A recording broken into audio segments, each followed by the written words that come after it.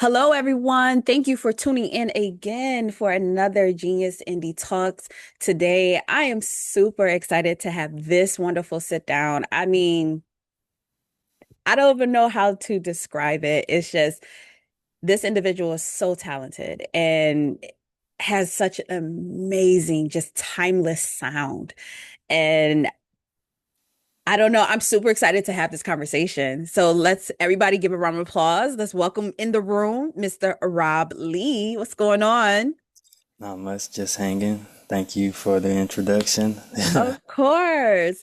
I'm just super excited because I came across you as you were opening for the beautiful and talented Miss Jane Hancock. And you blew my wig off, my edges back, everything. Okay. Thank you. And it was just so amazing to hear just your artistry and just the way, the presence that you had on stage. Um, it was just everything. And I think it's what's missing. We're gonna get into this. We're gonna talk. We're gonna have this cool conversation, but I feel like this is just what's missing in the part when it comes to this music industry. So let's get the people to know you. Let's take it back to the beginning. Kind of talk about like the early years, especially church days, because I know you have a background in church. What did music teach you in a sense, you emotionally, that you still carry today?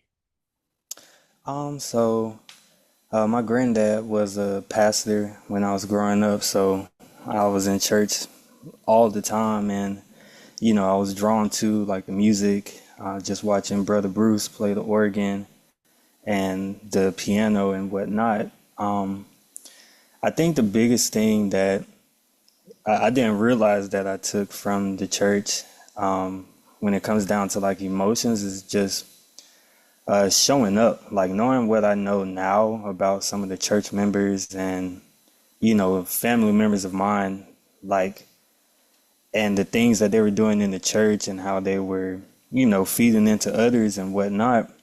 Like, I don't know if I would have been able to do some of those things.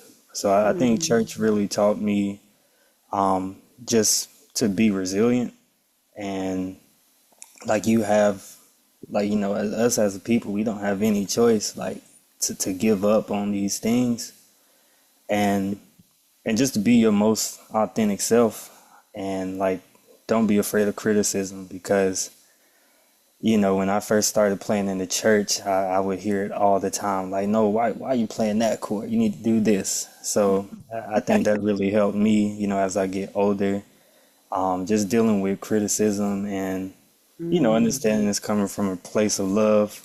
Sometimes it's not, but I take it as it is and, try to use it in a positive way. I love that.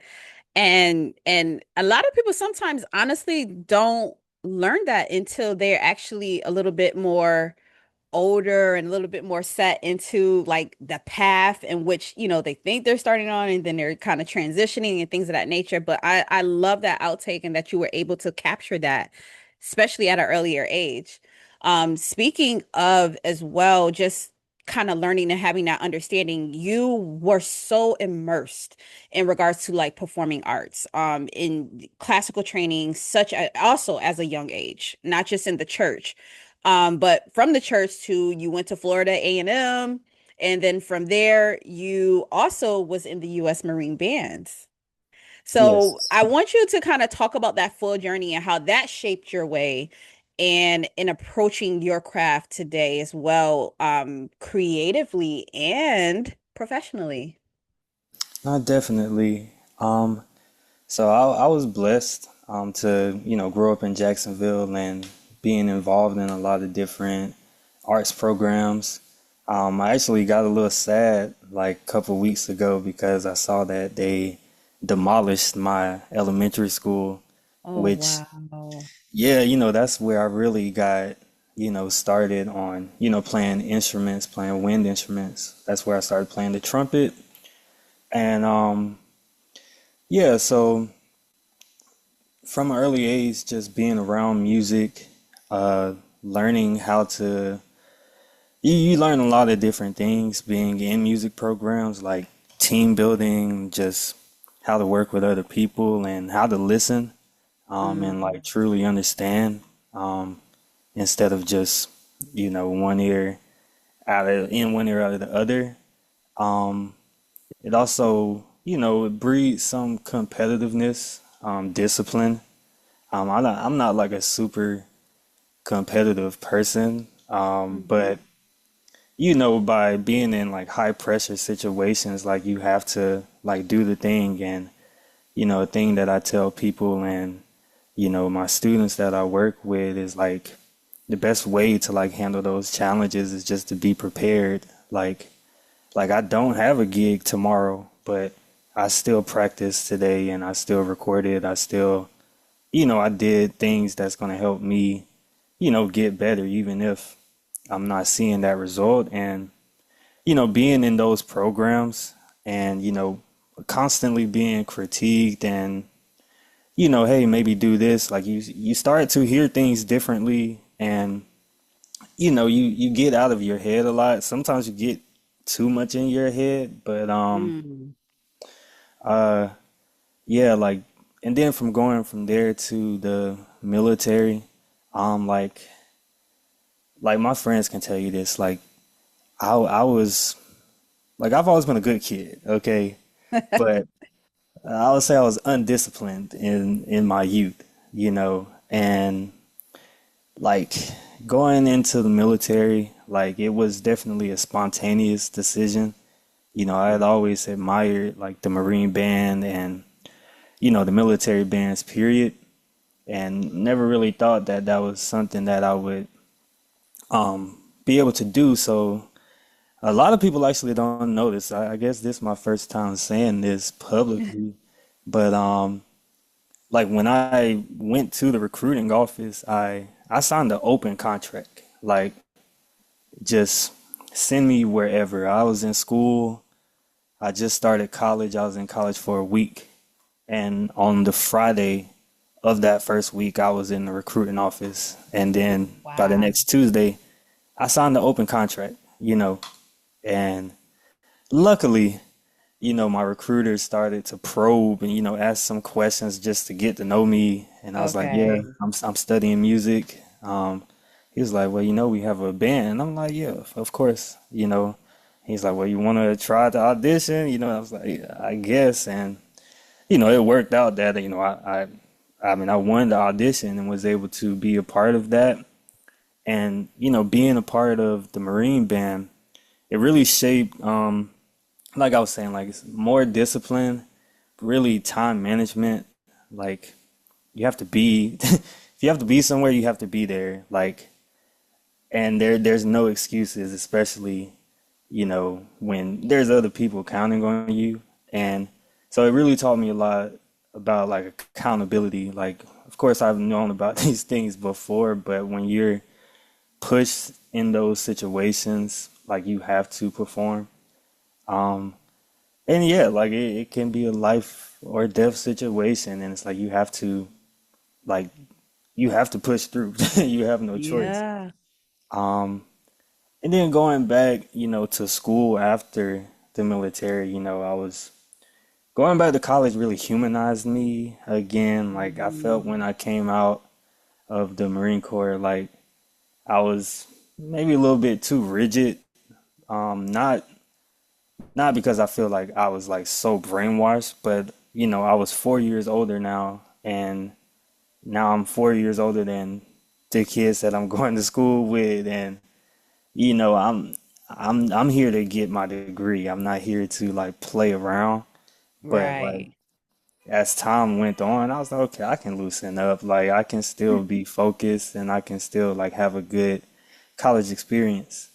Um, so I would say college really taught me not to take myself so serious. Mm. Um, yeah.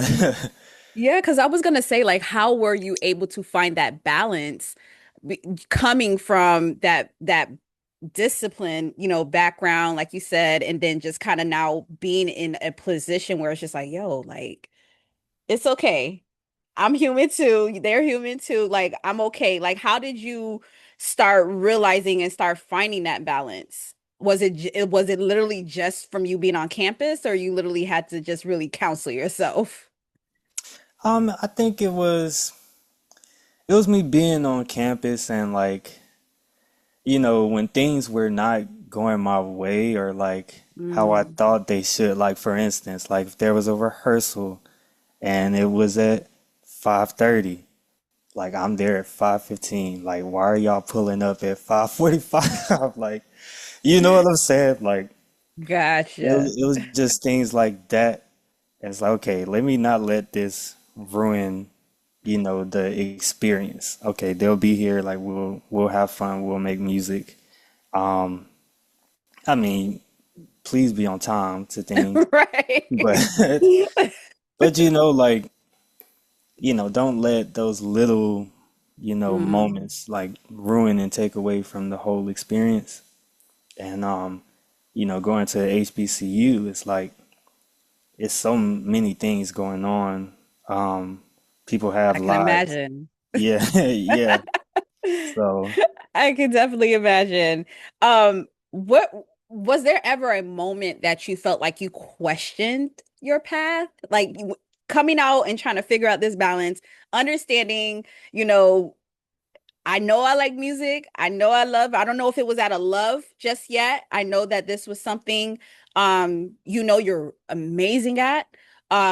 But sometimes people don't have that pivotal moment until who knows, like they have that epiphany, like, oh, this is it.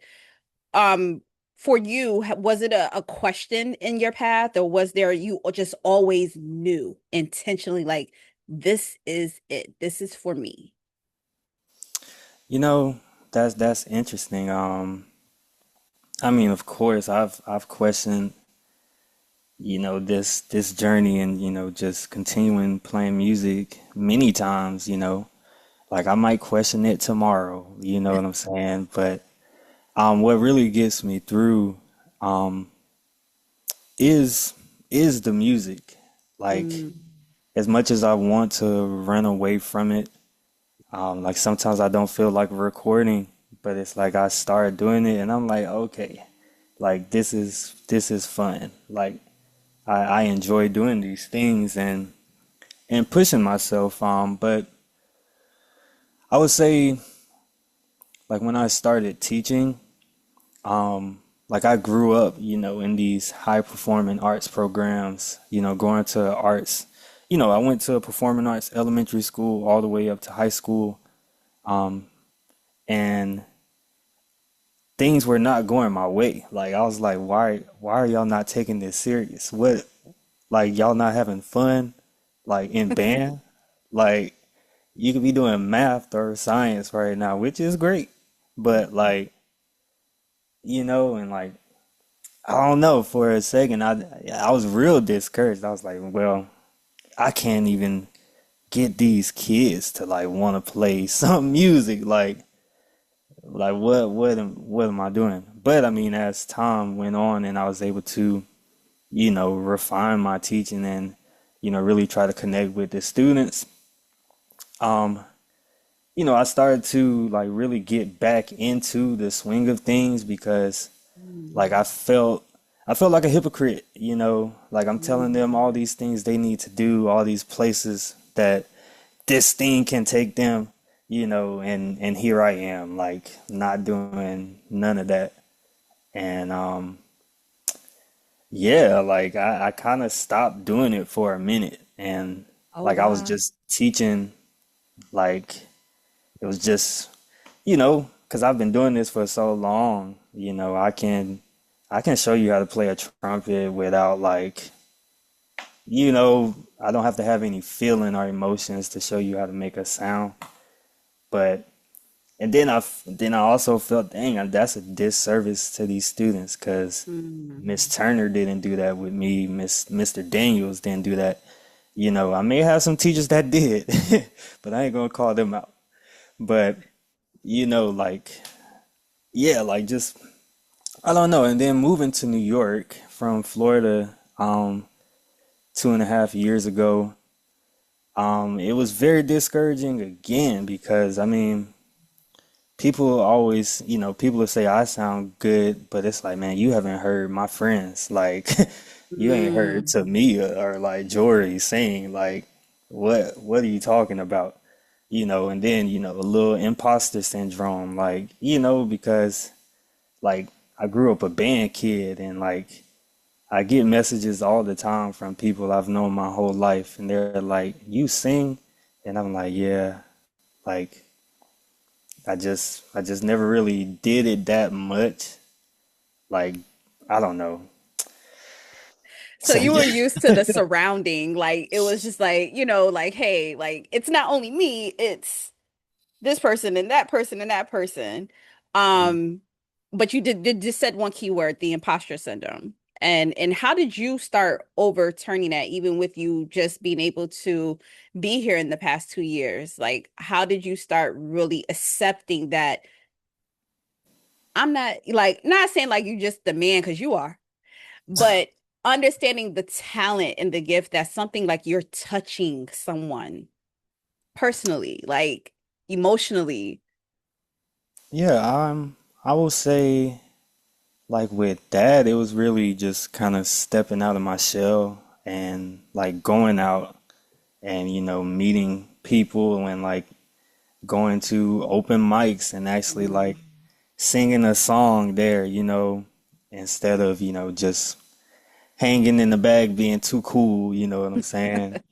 Um, and just taking risks. I have a friend, Jamil, like he does this series Jamil and Friends, and he was like, "Hey, do you want to come sing, with us?" And I was like, "Man, like these some great singers. Like I don't know," but I was like, "You know what? Why not?"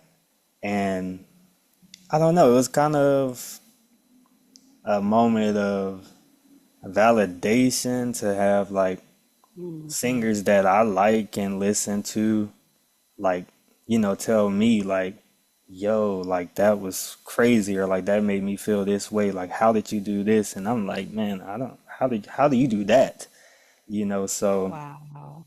I would say just stepping out of my shell and like again trying not to take myself so serious because it's like don't nobody know who I am in these rooms, like so I have to show up and like do the thing. Mhm. I can't just rely on some magic wand and that you're gonna find out I do this thing. I have to actually present it.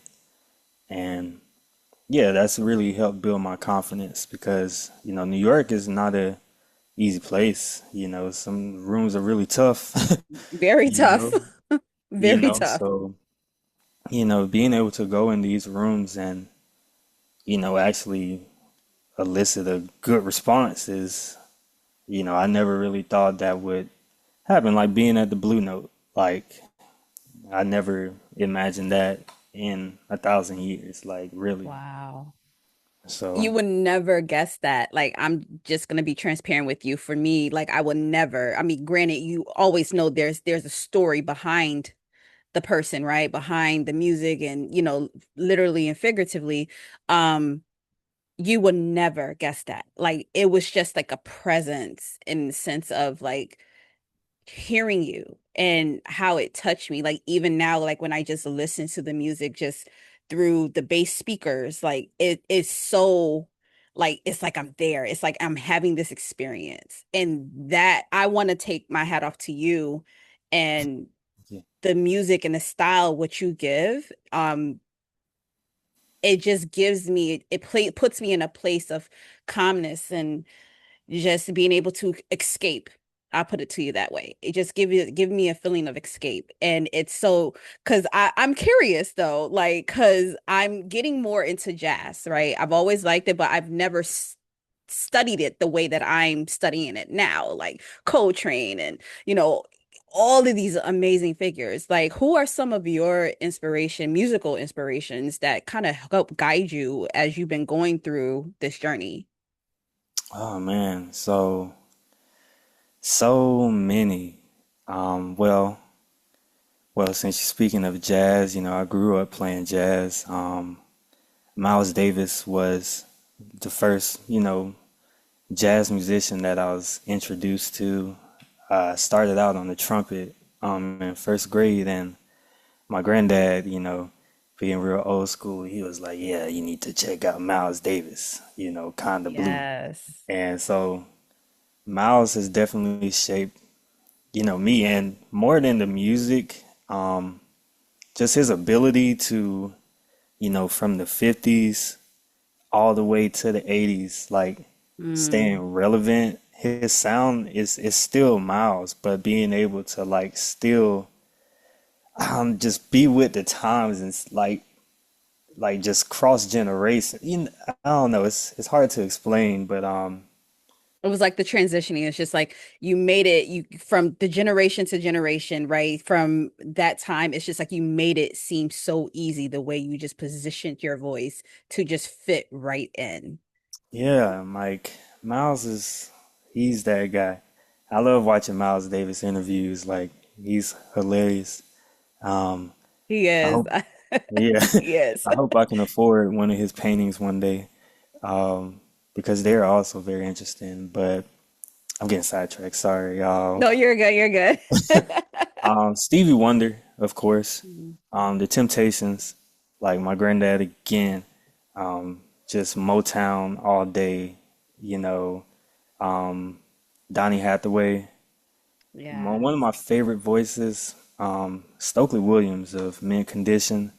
Like I saw him live maybe a year, maybe 2 years ago now, in Brooklyn, and like just his voice is crazy. Like, Yep. but Stokely, I would say my big three for vocalists would be Stevie, Donnie, and Stokely for sure.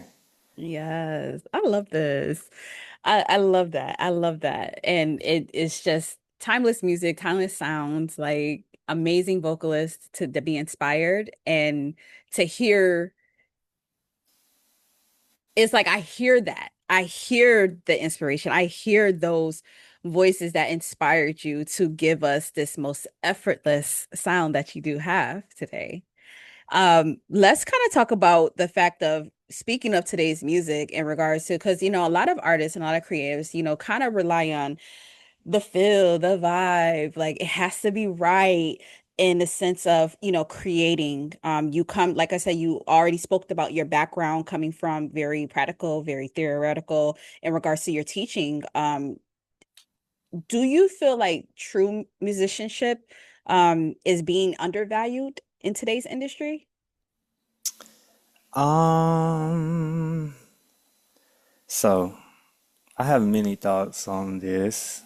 Um, do I think it's being undervalued? Um, I'm indifferent.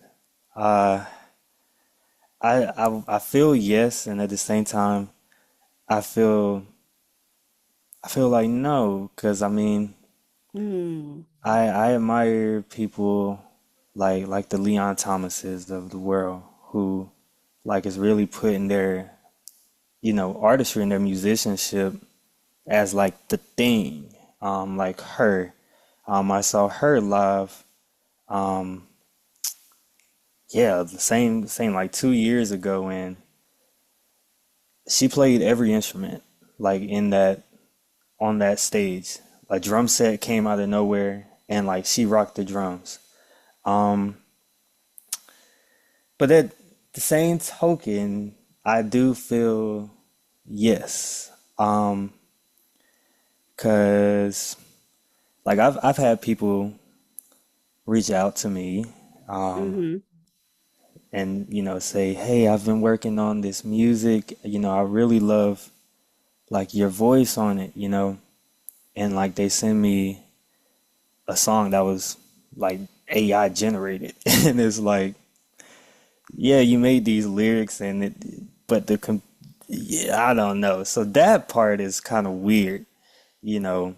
Um, Which there's I a lot of talks in regards to yes, AI and artistry and and I do feel like music should be accessible, to all, Mm, like if that is your way to express yourself and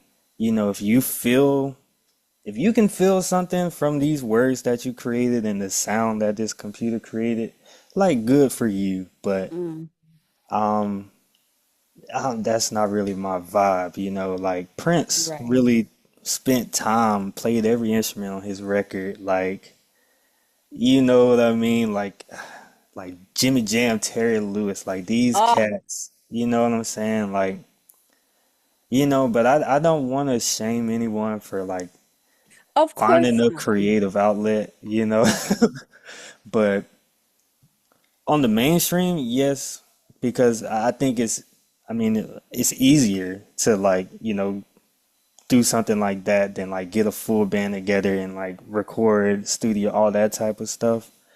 So, yeah, we could talk all day about that. I was just gonna say, listen, we can have go for hours. I This topic for me is and I agree with you. And just to kind of my little penny is a sense in the sense of it, I definitely agree with you. Like, and also, I mean, there has been a lot of artists that have spoke out in regards to AI artists that are getting these multi-million dollar deals, and they're not putting in the time and the energy, the emotion that we actually as a human being do, right? Could sit there and really say, you know what, can I really put this chord together? Can I put this in this place? And what do I feel when I hit this note? And this arrangement, and really kind of dealing with the intricacies of music.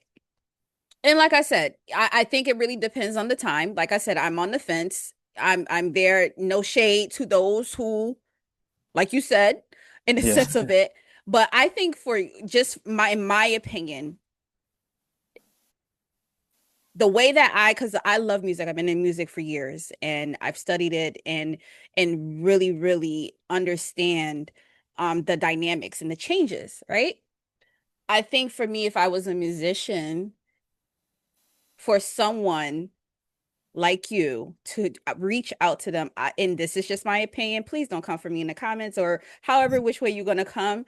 I feel like it's a slap into the face to a particular artist as yourself for certain things. I feel like if I know and you come across and I see the type of style that you bring, and that who you are and how you really hone in on it, it will be a slap in the face for me to really position you in such a way that is not giving you the best of your artistry.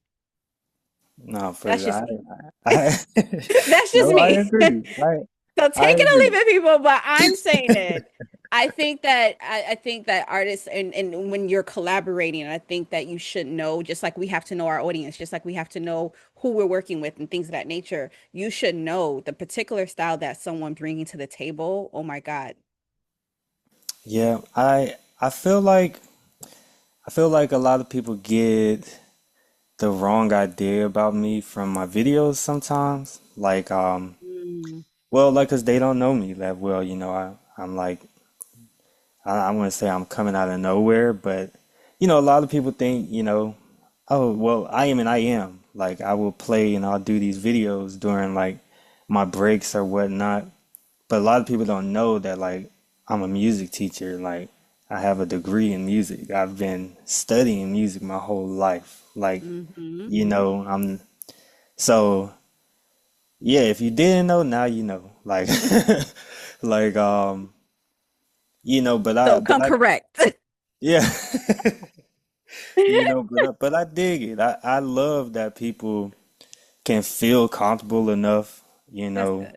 that and like maybe I'm too nice. I don't know, but I'm not changing. So yeah, I love that. And you know what, at the end of the day, and I think is as people are getting to know you, and then what I love about your platform is that you do show your personality. You do show the understanding in the sense of it. And I love that it's a little, it's kind of like if you don't know if you haven't been in music, like, okay, now you just kind of figuring out this part of me, like this life that is coming out. I mean, granted, I get it. We're in the age of social media where everything, some people, not all, because I don't, putting everything out on the platform, but it's good to kind of come across those scarred things, right? Um, from your perspective, this might be a toughie. Maybe not. From your perspective, what separates someone who is talented from someone who can actually sustain a career? You have named a few people like Leon Thomas and her and a lot of artists, and I can even think about more, Jasmine Sullivan and things where it took, like they've been there, like they're there in the background, right? But it took the industry so many years to really find the artistry in these artists that who where it's always been there, right? Hmm. And why it took so time in the sense of that, because clearly audiences have to get ready, right? Or they weren't probably ready in early 2000s, but they're ready in the mid 2000s and things of that nature. Hmm. What's that difference for you, and how you understand the difference of that style of an artist, of talent and actually sustaining? I would I would really say it is rooted in discipline. And that comes in many different forms, like like a Stevie Wonder, Mm, like being intentional about what you're doing, what you're writing about, why you're doing this thing, like not just to do it. Um, and understanding that it's not about me at the end of the day. Like I'm just a vessel. My grandma always is, all of him, none of me. And just I think discipline and like understanding like why like music is needed, mhm. and never stop and not being don't let any obstacle get in your way of that. Like I've seen, and not and music, good music takes time. Like Elder That part. Bards, he's good songs write themselves, and you gotta live. You gotta live a little bit to like have something to write about, you know. And I look at artists, like Stevie Wonder, like Stokely, like they have real lives, and Hmm. regardless of what is going on in their lives, they always find time for the thing that got them to where they are, you know, and it's all rooted in discipline. It's all rooted in respect. Like, my grandma sit me down, not letting me, leave the table until my homework was done. You know, Mm. like I know you don't want to practice, but go practice, Also my parents allowing me to do other things like go play basketball, video games, like although my parents were very like on top and like strict, like they never I never felt like a pressure like to be something or be someone else. And yeah, I just think if I can just stay disciplined and consistent and never forget, where I came from and the people that have spent the time, in, creating what people see now as Rob Lee, um, I think I'll be just fine. Um, Yes. Most I definitely. love that because it actually kind of goes into kind of this question in the sense of hearing you say that. We're gonna get into the music, I promise you. Okay. Do you ever, I love that you touched on the fact that you felt like your parents didn't put you in the position to feel pressured, right? Today's society with social media, with so much trending, what's happening in the world when it comes to music, um, have you made peace in the sense of just how you are personally and staying rooted, or do you feel like now there could be some pressure because of all of the things that is surrounding just to have visibility or presence in regards to, the data and everything for what we call in this industry to just make it? Yes, I feel a lot of pressure. If I'm honest, do I think I can handle it? Yes. Do I think I'm handling it? Yes, I do. Um, are there things that I don't know yet about this music industry? Mm, There's a list that I don't know how many things is on it, you know what I'm saying? But and just not doing it alone. Um, because that's what I've been doing most of, my adult life is kind of just figuring things out on my own, and I'm understanding now like it doesn't make you any less of a like man, like to like get help and mm, like be vulnerable and you know like like my pops, right? I feel like growing up, if I could like put if I could like quantify like the time that I heard him actually like speak, it'd probably be like an hour and a half. Like a wow. man, a few words, but like mean what he says what he mean, and you understand. And like he always used to tell me, like, don't let anybody make any assumptions about you. Like when you have the opportunity to, like, you know, be known, like for what you are and like what you do. And over the years, I've kind of just let things happen. Mm, But now I feel like it's my duty to like make things happen. And the pressure, I feel like I've been trained to deal with this, and as long as I rely on like what got me to this point and of course, keeping the right people around me like Tiana, who like has been yeah. helping me like tremendously through this journey. Because I don't think about this stuff at all. Like I just play. I just make, the videos like, and this may be a surprise to people, but I live by a hospital, so it gets active. Um, but It's like all I right. don't, It's New York. yeah, but I don't really scroll like that. Like I be on YouTube Shorts every now and then, but I'm a post and go type of person. Like I will Mm, post and then I'll come back to it like after like I've done what I have to do for the day, and then I'll be like, okay, so this is doing well, so I'll just leave it there. But um understanding now that there's a way to do like this stuff that it's not all of like your talent does not really matter. That's really like 10% of the music industry. Um, mm. the music industry is 10% talent. But you know, don't you can't hate the player. Like you can't hate the game. That's the game. That's Yeah, what it is. It's that part.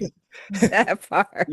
so I feel like I have been anti-industry my like entire like I never thought about signing a record deal or going on tour with like a major artist or these type of things, but it's like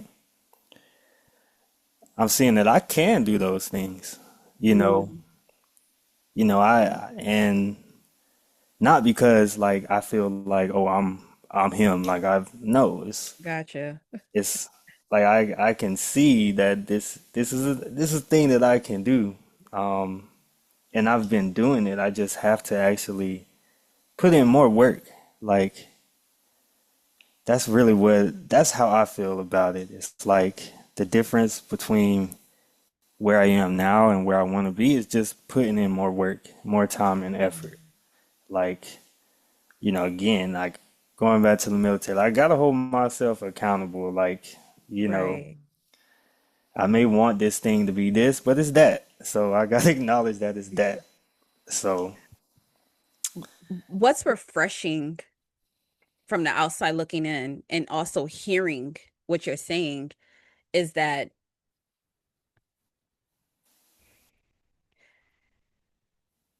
instead of putting the pressure on yourself to make it happen, you're enjoying it sounds like you're enjoying this journey, right? Like the love that you have for this and that you're doing it because there's a love there, there's a passion there, right? And a lot of times I think some artists get so hone in on the fact that like I got to do it because this is what everybody else is doing and this is what and I have it, right? Regardless of the talent or not, they're just doing it because if they see everybody on this wheel.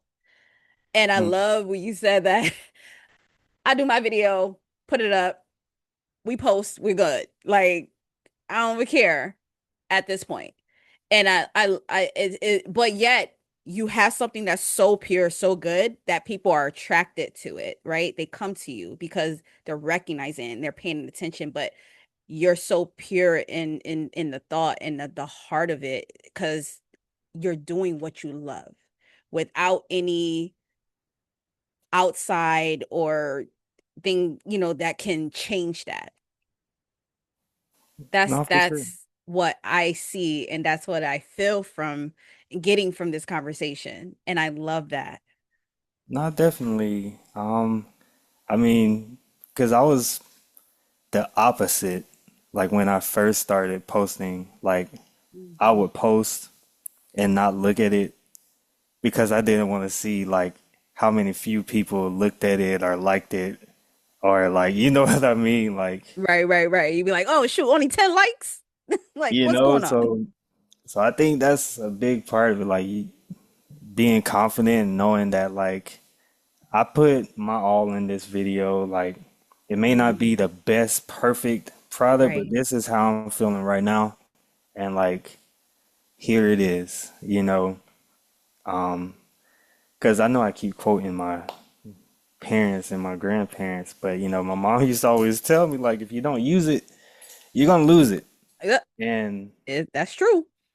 for a long time, like I was not using it. Like I feel ashamed sometimes that people are like, you sing. It's like I should have been doing this. Like what have I been doing that Mm. like, But it's all in timing. It's all in it's God's yeah, timing. Like it's not it's ours. all in timing. Uh, That okay. part. Speaking of you using your voice, let's talk about the music. You have some amazing sounds that really just so intentional. You're in a space of like not only just singing, but just being a actual musician, right? Last year you released your single "You Are," which I love, along with a few other tracks that you are on as well, like that. Talk about at that time of creating, what space were you in? And, was it emotional? Was it just, something where it's just like creatively, like when you created that, like I get so many different feelings when I hear that song, but I better to come from the source. Like what were you, type of space you were in at that time? So, man.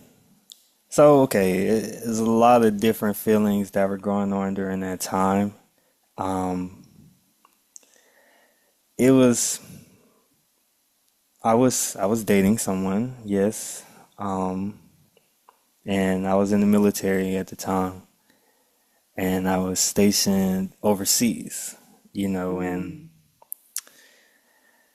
you know, and my person was still in Florida, so I was in Japan, Okinawa, and you that's it's not like going to, you know, Atlanta from New York. Right, right. So um I was in a place where it's like I felt good knowing that I am like doing this thing that like I've always known about but never thought I could do, like being a Marine and being in a band and like I'm traveling the world. Like I'm young, like I don't have any real responsibilities, like I don't have any debt. Like it's just, man, I feel like I have the world in my hands, Mm. everything, like, and I can do this, but I still have like this love for this person that like I can't see, and I'm feeling bad that like I'm living my life and like these new experiences, new food, new people, new language, and like my partner is just back home, like, and not able to experience those things with me, and as I start to perform out in town, like in Japan, and starting to get more, I guess eyes on me, my partner started to feel a way like, is he gonna like leave me for like one of these, foreign girls that, and that was really tough to deal with. Like, how can you get somebody to trust you when you are 1,000 miles Wow. away? Like, and it's like I just didn't know how else to like keep explaining this thing like to her, so I just started writing and like I just wanted her to know that hey, like you are like you are everything to me. Like you're the most beautiful like thing in the world. Like I'm seeing, I've seen castles, I've seen, shrines, I've seen all these things, but like still like you are like the most that's like I think of you like, I sound really sappy right now, but No, like there's no comparison. I love that. I loved when I hear the stories behind the music in the sense of it. Like that's amazing.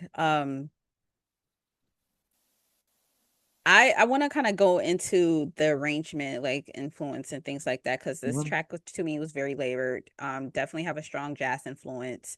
How did you approach blending a lot of the instrumental elements, Yeah, yeah. without losing the listener? Because your voice is amazing, and then of course the instruments come in, and I mean it just takes me away in a sense of it. So how were you able to balance those elements?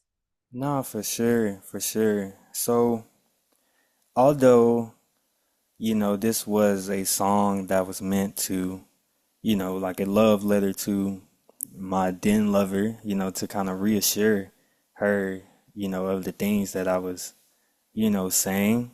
Um, I was really intentional with the arrangement. Like I wanted it to be like very sweet and like nice, but I also wanted it to have like some dissonance, like which is really prevalent in jazz, and how to make that translatable without, overwhelming the listener with like all of these different harmonic elements and whatnot. So I'm gonna talk technical for a little bit, right? Give it to us. So, so it's kind of a juxtaposition. So it's this nice thing, but I wanted some dissonance, and dissonance usually, it's not, yeah. Yeah. Um, so the first chord that I play, it's a major seven chord, B flat major seven. So it's B flat, D, F, and A. So I start singing "You Are" on the seven, like which is very dissonant because B flat and A, they're right next to each other. So it like creates a little crunch. And then from there, I was like, okay, I want to get a little bit more dissonant and kind of bring it back. So I moved to a diminished chord, which is the most beautiful thing. Like that, like it's it's kind of crazy to hear people singing diminished passages because like that's something that's not really easy to hear. And like even like when I was in college and doing ear training, it would be hilarious, seeing people do ear training sometimes. Um, and so it's very intentional in that way. Like I like to use dissonance, and in a way that's still uh digestible like to the listener. But yes, like it's very like jazz influenced, and it definitely starts to come out of that dissonance as like, the form moves on, you know. Um, yeah, sorry to get so technical No, about you're it, good. And but it's like I understand, like I'm even surprising myself because obviously I took theory, I've studied music and things of that nature, and I played the piano. Um, I know some of the chords and things like that. I'm not like fluent in it, but I understand enough. mhm, And it was surprising as you're saying it and kind of going through, I'm like, oh my God, I remember that. Like it's there it is. but for those who are going to watch this and see this and things like that. Like I feel like it's an excitement, like to know that and to hear that and to know that you have that. So, Oh yeah. um, let's kind of go into like some of challenges. Okay. Speak to, more of from a listening because you kind of speak on it a little bit, like, kind of that training, the ear training, right? Um, we're surrounded in a place because with your music, I mean, you like I said, this elegance in the which you have, right? And the training that you have, right? Where we in such a fast pace where everything is playlisted and we have to it's a streaming world and things of that nature. Kind of talk about those challenges when it comes to listening habits, when we have to go to our run to our DSPs and when we have to run to our downloads and things of that nature when it comes to your music. Like how do you what's the word I'm looking for? How do you kind of more I guess control the sense of like, okay, like if I'm taking myself out of artist position and I'm putting myself in the listener position, like what is the what would want I want this to be my go-to? Like how do I want to be able to position this from that perspective, the listener perspective? Okay, so from the listener's perspective, how I'm sorry, you can repeat that. My apologies. Nope, you're good. Oh, So I'm sorry. That's my fault. you're fine. I'm having a brain fart. You're good. From you talked about the sense of just being able to have an ear for music as the Mhm. artist, right? From a listener's perspective, if you're putting yourself in a listener's shoes, because we're such in a day and age of fast pace of kind of downloading the music, streaming the music, going to the DSPs and all these playlists, right? If you're putting Mhm. yourself in the listener perspective, like how would you arrange yourself to understand that, the in which you want to be able to position in regards to the music itself, like what you're listening to and how you hear it and how you want it to come across. No, for sure.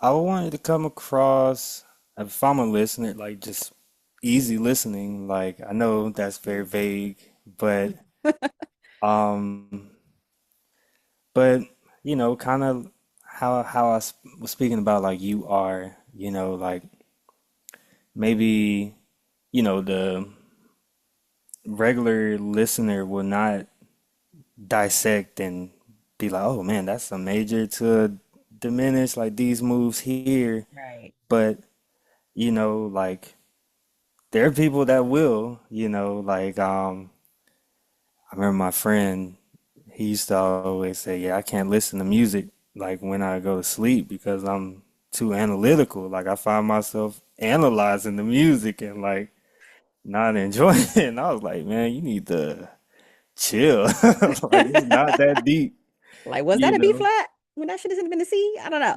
You know, like yes, but I would say just easy listening and I want everybody to be able to pull something out of, what I'm creating, even if that is anger, like even if you get mad by what Mm, I'm saying, like I just want you to feel something, like, like if I hit my toe on, the edge of the bed, I'm gonna feel something, it might not hmm. be the best feeling, but I felt it. And, that's really all I'm looking for. Music is subjective. Like, I may not be everyone's cup of tea, but I Mm. want people to be like, hey, he may not be like my favorite artist, but his music is easy to get into. Like, I don't know. Understood. You know, Coming from now, kind of stepping back into your hat as a musician, do you feel that there is anything missing from the conversation today when it comes to, you know, live experiences and live instrumentation and things of that nature? What do you feel still needs to be the core of the conversation? Like what's missing?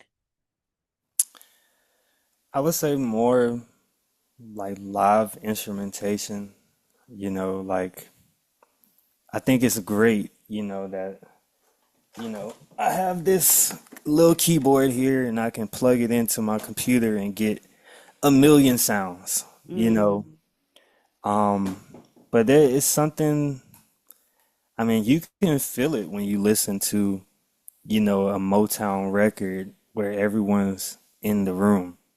Like, like I've I've collaborated with different artists where I play on their records and we've never seen each other in person. mm, Like we don't have that real connection. I think like something that like an Anderson pack, what I see him doing like like bands, like mint yes. condition, you know, jagged edge, like Black Street, you know. I just feel like what is really missing is like just more real like collaboration, like people being I know it's a faster paced world than it was like years ago, and it's more accessible now, like, through technology and all of these different avenues that you can, make music. Um, but that's what I I really can feel the difference from like, Mm, 'cause you can have great musicians all playing on the same track, but one's in California, one's over here. It's like you're not able to pick up on things happening live. Um, and don't get me wrong, there's a lot of people that do this. But as far as like the mainstream, um, yeah, I just think like don't get me wrong, like I said, I'm a fan of the accessibility of just like being able to create. I mean, like you are.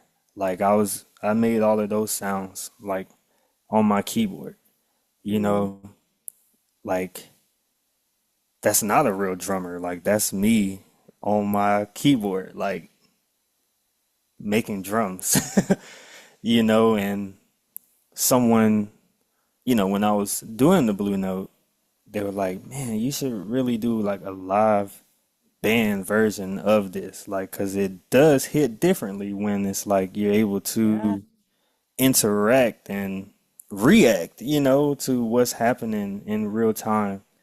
Um, I know I'm like ranting, but I would say No, no, you're right on point because it kind of brings me to the point that I want to touch on next in the sense of, but you're not ranting. Like it definitely because I feel like when you did the Blue Note, like I've always loved an live experience, and I think that sometimes live experience that phrase can be so translated differently, um, for different individuals, right?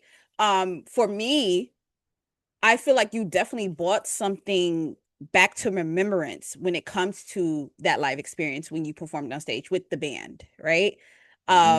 It gave a fresh perspective because I can be at a live experience and someone can just be playing a track, like, but it gave something, it brought something back to life, which I feel like even just being surrounded in a room and just kind of hearing everybody that was in awe when you were on stage, like it was like it literally like lifted something. Like it gave us, it put us back into attention in a sense of what the true definition is for a live experience. And that's what it was. And it was refreshing for me because we're so tuned in remote to the point of, oh, okay, they're just gonna perform with a track, or they're just gonna do this, or we're just gonna hear a piano, or we just gonna, it literally gave like an awakening. Oh wow, I appreciate that. I would say that's the pressure that I feel the most is like, like, because I'm gonna be as consistent as I can, Mm, through working, like I said, it's not just gonna happen. You have to sing every day. You have to play every day to be able to do that. And like you were saying, like with the live experience, it's like you know what you're gonna get, but you don't know what you're gonna get at the same time. right. And like, like even like listening to like old Blue Note records, like it's well, I'm not sure if it's at the Blue Note, but Dexter Gordon, who was a prolific saxophonist, his recording of Body and Soul. And you should listen to this, please. It's amazing. Um, but there's a moment there, like it's live. It's live at a jazz club. I'm not, anyway, it's at a jazz club. And like, he plays a note and like the drummer like reacts and like you can hear somebody in like the audience like, yeah, like, and I was Mm, like, that that was like, oh man, like this was a real thing. Like, what would it be like to be in that room? Like, like you don't know, you never know what you're gonna do to make somebody like feel something, like I practice all day and it'll be the thing that like I did not expect to do that was the thing that people liked. And yeah, it's I didn't realize how much I miss live performance until mm. like, being away from it for so long in that capacity. Doing sideman jazz gigs and background music, that's the life. Sometimes you have to do that.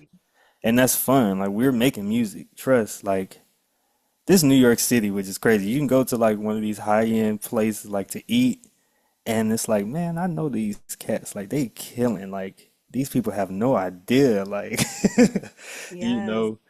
But long story short, um, just yeah, the I'm live enjoying this, by experience. the way. I love it. As you can see, I have not stopped smiling. I love this.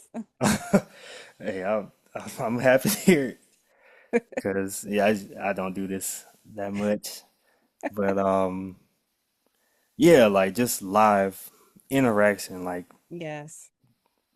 yeah, like you know what you're gonna get, but you don't at the same time. I love that. And I guess and it does make a difference in the sense that to hear that you're impacting the room, right? Like you said, you just practice, but to hear the actual emotions from those who are really taking you in, like it's an impact. And like I said, you're timeless. Like you're doing it. So hats off to you.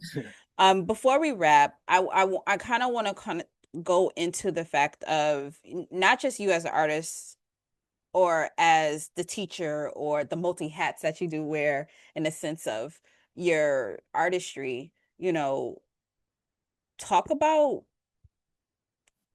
your longevity. What does that look like for you? Um, and how are you learning what the definition of success is kind of like shaping now that as you're because someone can be successful and feel great as like, hey, you know what? I impacted someone in this room, right? And that's success to them. Or I've been in this industry 10, 15 years. That's success. How are you defining as you're learning yourself, as you continue to learn yourself and continue to this journey, like what success is shaping for you? Understood. For me, it's very simple. Um, Success isn't, a selling a million records. It's Mhm. not, signing a huge deal or like doing this huge festival for me. Um, like success is really like just being able to like feel connection like with people that I don't know and like yes, I get some crazy DMs, but most of them are really like sweet, and like Mhm.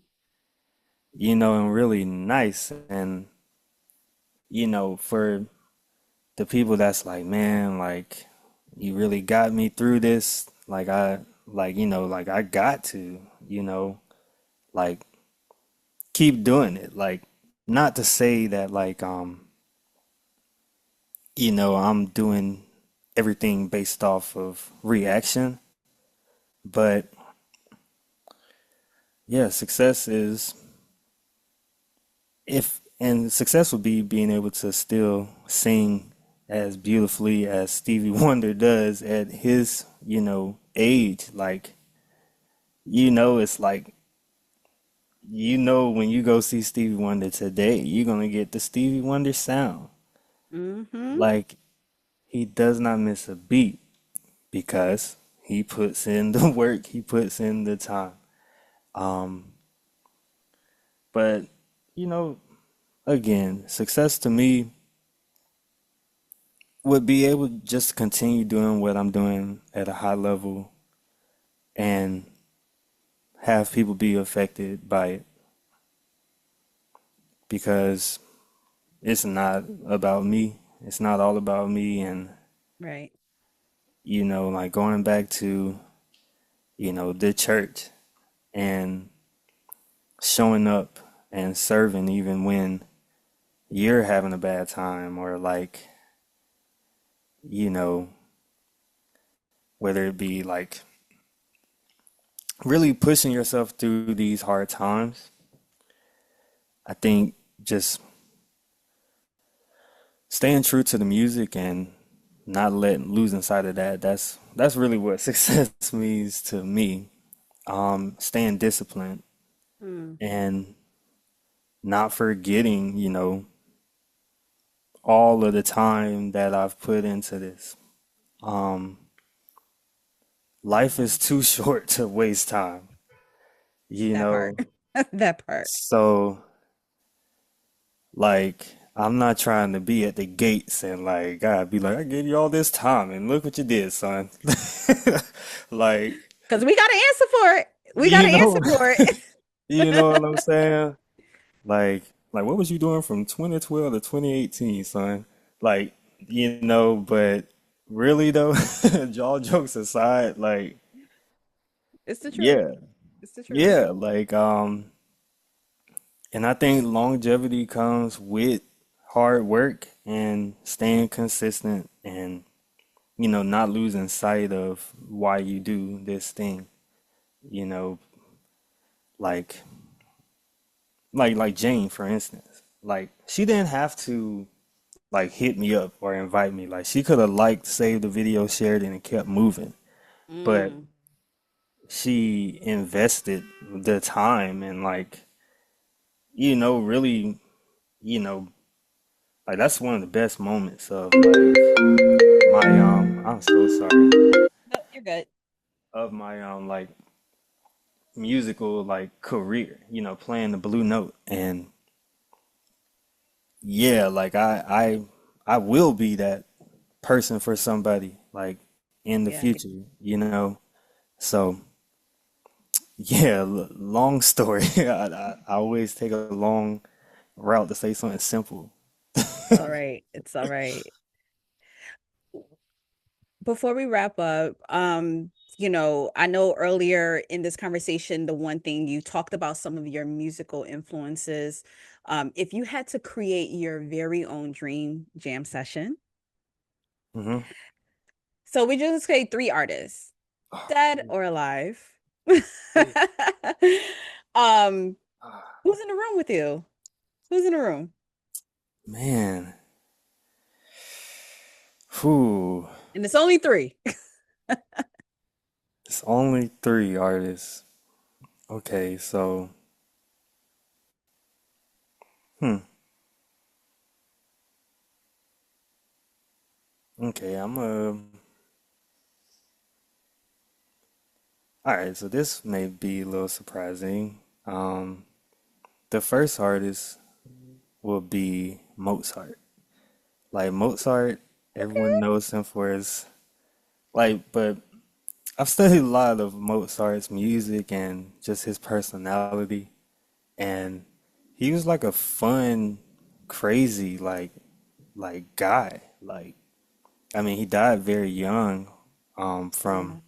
you know, but yeah, I just think that would be great to have him, Stevie Wonder, in the same room. Like, I think that would be amazing. Like, Yes. All right, you have one more person. It's you're picking, your last picking. I'm gonna go with the great Whitney Houston. Like, Mm.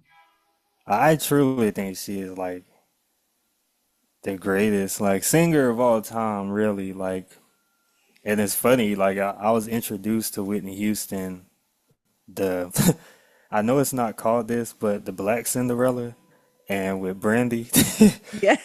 And like Listen, that movie gave us all hope, okay? Listen. you feel So me? she'll forever be the first princess Yeah. to And me. from that, the preacher's wife, like Yeah. the bodyguard waiting to exhale, like, and just her whole catalog, Yes. like I don't know if I like, yes, Donny Hathaway, Stevie, Mint Condition, like Stokely Williams, those are my guys, but I listen and take from more like female vocalists than anything. I mean, like, Mm. and I mean, like the songs that I cover online too are like predominantly like women artists. Wow, yeah. Like, like Shaka Khan. Like, I ain't got no business singing Shaka Khan, but I love her music, and like I'm gonna sing it. I ain't The got no. dynamic of her voice, like, Yes, is yes. crazy. And I'm So actually surprised that you kind of said Whitney. As much as I love me some really, Whitney, I feel like, I don't know, maybe I was like waiting to hear you say, Natalie Cole or something like that. I don't mm, know. nah, she's amazing too. I'm like her Stardust recording is my favorite, Mhm. and but yeah, I like Whitney, like, cause very versatile, like gospel, Mhm. jazz. Like, man, can I Like have she can like, literally come in and out of it. yeah, you gotta let me have like an honorable mention, like at least. Touche, touche, touche, touche. Um, Before we one thing about it, like I asked my favorite question, of course. So last, but before we do that, please talk about any upcoming projects. What can we expect for 2026? What are we looking forward to this rollout? What's happening? Okay, so I have a single that's gonna be coming out in the next 2 weeks. That pre-save is gonna be going up sometime this week. With Yes. my full project is gonna drop in mid-June. So I'm really excited for that. So you are, that was kind of the one that set it off, which is gonna be followed. So it's like a 4 song series, you know. Okay. Um, so it starts with you are, and then you were. That's Oh, okay. okay. And As you past you know, tense. yeah, and the song that I'm gonna be releasing in these next 2 weeks is called Lost and Found. Um, Mm. and then the fourth one, I'm y'all gonna have to wait for that one, but it closes the cycle. Um, and like this whole project is like a journal, like a diary, but one that like, I've been working on and like, I've been putting my thoughts in and then, the town mayor is like, "Hey, we're gonna do this time capsule and put these things in here." And it goes in there and then like hundreds of years later, like people find this and like they're studying like what love was Mm. like during this time and like what it was like to go through this thing, like, what does heartbreak feel like, but still having to show up and like be a Marine, Mm. you know? Um, because I'll say this too about my military service. It's like, it's about the people that you're with. It's like, and the people that I met in the Marine Corps, like, I never thought I'd meet these people in my life. Um, but I did, and like it changed my life for the good. Like I met people from West Virginia that had Mm. never like actually talked to a black person before, you know. Um, so all of these things like shape who I am today, and like I just want people to get a little bit of me in this project, but understand that I've worked through that. Like that's not me right now, if that makes sense. It does. It does. And we're excited for the new single and the upcoming project.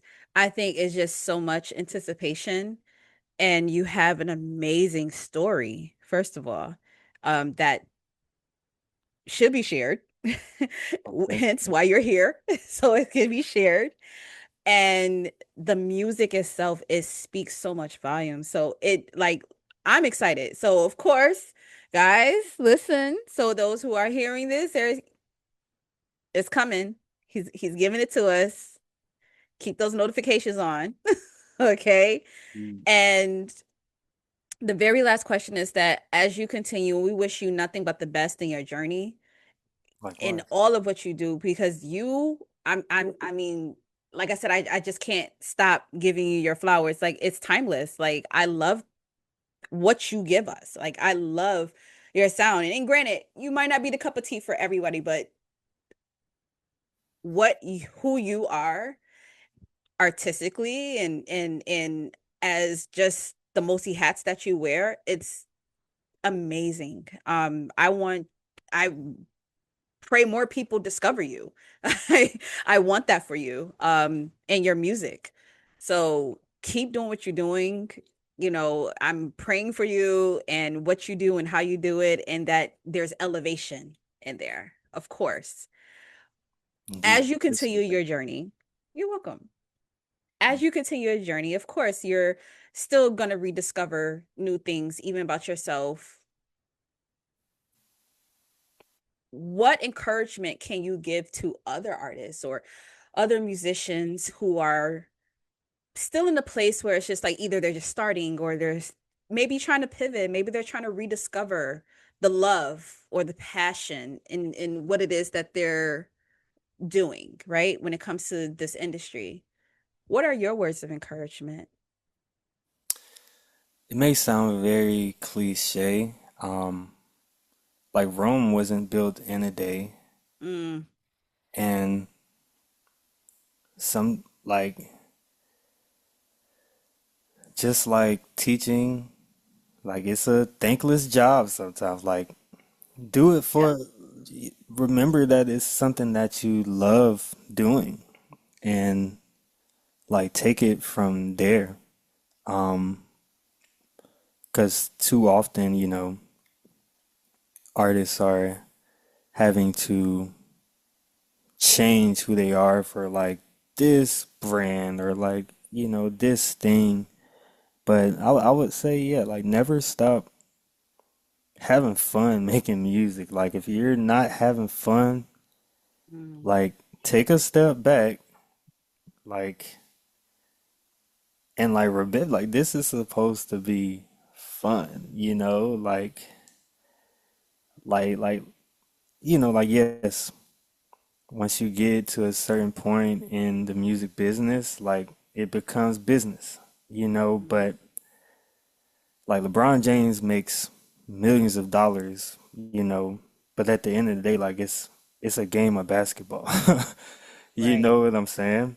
Like, and he's so successful because he's able to slow the game down and understand his impact. And although he is LeBron James 20 years in, still playing, I guarantee you he is still practicing free throws. He is still practicing layups. Like, so my message to artists and to myself would be no matter how far or how big you get or think you get, keep working. Like, like, I like I did the Blue Note, but then the Mhm. next day, I had to practice. I had to teach a private lesson, had to still work on the craft because I can't just live my life off, oh, I did this great performance. You know, it's great, but Like, well, thank you, and and call it a day. yes. So, yes, that would be my piece of advice. Like, no matter how much success or you get or blah blah blah, just there's still work to be done. Right. There's, yeah. So there it is. Well, first of all, ladies and gentlemen, Rob Lee. There it Thank is. you for having this conversation with us. I do apologize it ran over a little bit more longer on the web, but it was just such a great time just to really listen and hear the gems, from like you said, a technical standpoint to the creative to the artistry standpoint and just to hear your story and you have an amazing story to share. Um, so guys, listen, support. We have so many amazing artists just as we do here with us, Rob Lee, who has some amazing music. It takes so much to be an artist. It takes so much to be an independent artist. We want to be able to make sure that we are supporting. So please go stream, not just stream, purchase the music.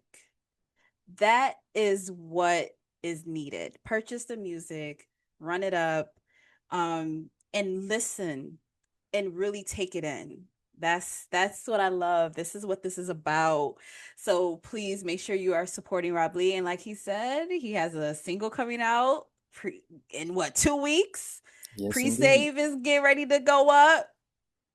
So make sure you go to the bio, get the pre-save link, do what you do. All right. And then, of course, we have the anticipation of this new project that will be coming out in June of 2026. So please make sure that you are supporting. The notifications are on. First of all, thank you again. Thank you again for this conversation. Thank you for your Oh, time thank you. and shout out to your team for allowing us to connect and be able to get this together. No, most definitely. Thank you. Of Appreciate course. Tiana. She's great. Of And course. And okay, thank you so much for tuning in with us and having hearing this conversation. Listen, you can always, if you're tuning in late, remember you can catch this YouTube, follow us. We got some great conversations, all right? So you already know I'm your host, Aisha Lewis Redway, and we're always giving you nothing but real style, real music right here on Genius R Us. So until next time.